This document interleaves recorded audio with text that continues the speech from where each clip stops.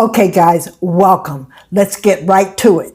One of my greatest concerns is Iraq not meeting the requirements to disarm the Iran-backed militants in their country, according to the request of the U.S. government. Now let me explain why I have lost sleep over this issue. If Iraq does not comply, it could be sanctioned. Sanctions on Iraq would be devastating at this point, not only for the country of Iraq, but for us as investors.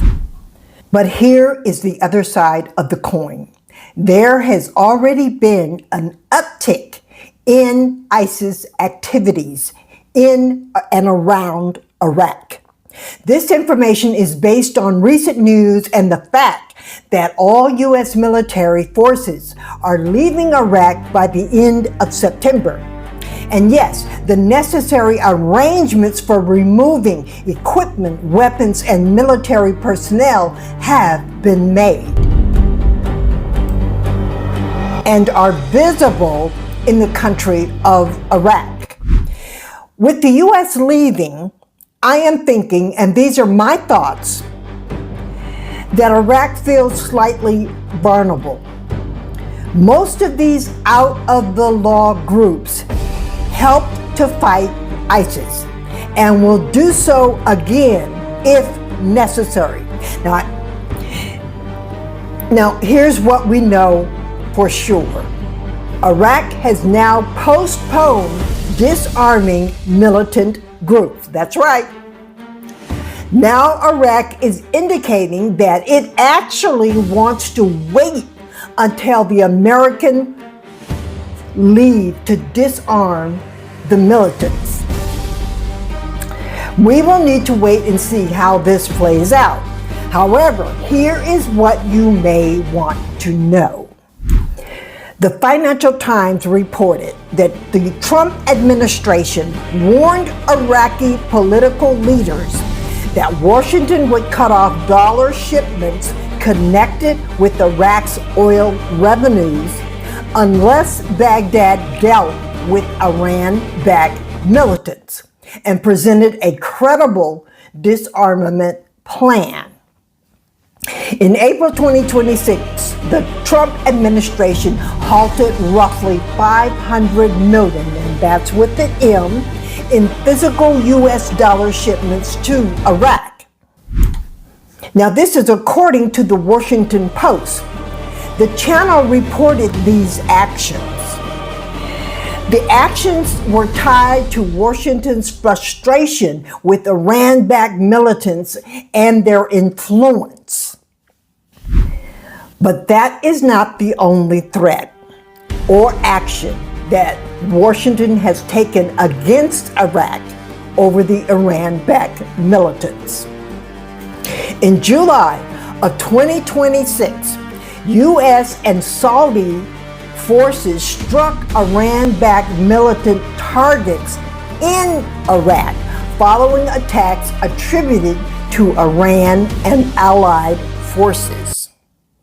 But this is the major threat that Washington has already proved it will carry out.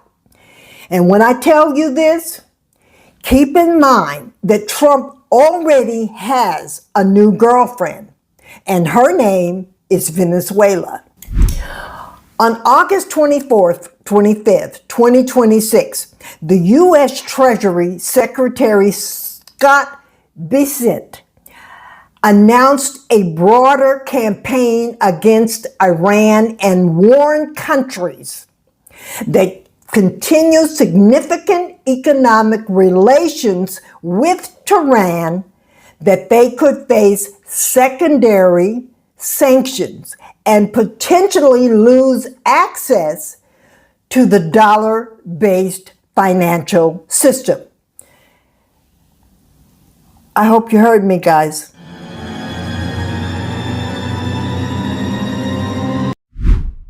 The U.S. Treasury Secretary Scott Bessent announced a broader campaign against Iran and warned countries that continue significant economic relations with Tehran that they could face secondary sanctions and potentially lose access to the dollar-based financial system.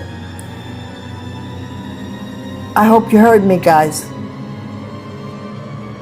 Iraq is one of Iran's major trading partners.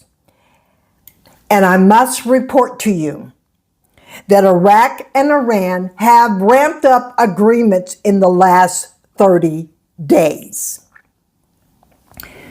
Now let's pull back from the news and become a little selfish.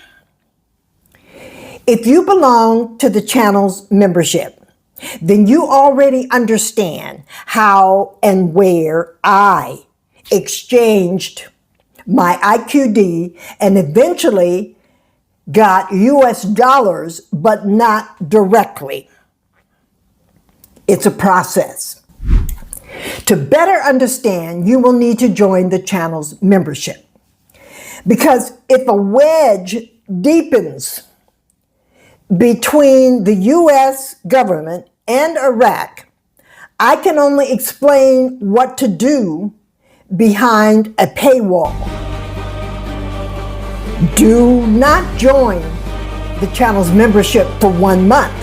Include the membership in your monthly budget for $3.99 a month. And stay in the membership until we can figure this out. So join for way more than just 1 month. Make it a part of your budget. And remember, I spent my retirement income traveling across the globe to Eurasia, where I am right now, to find out the truth about the Iraqi dinar. I am less than 600 miles from Iraq. This is the closest I could get and still be safe. Now here's the deal. I needed to fly first class back to the United States because I got sick flying economy across the ocean on the way here.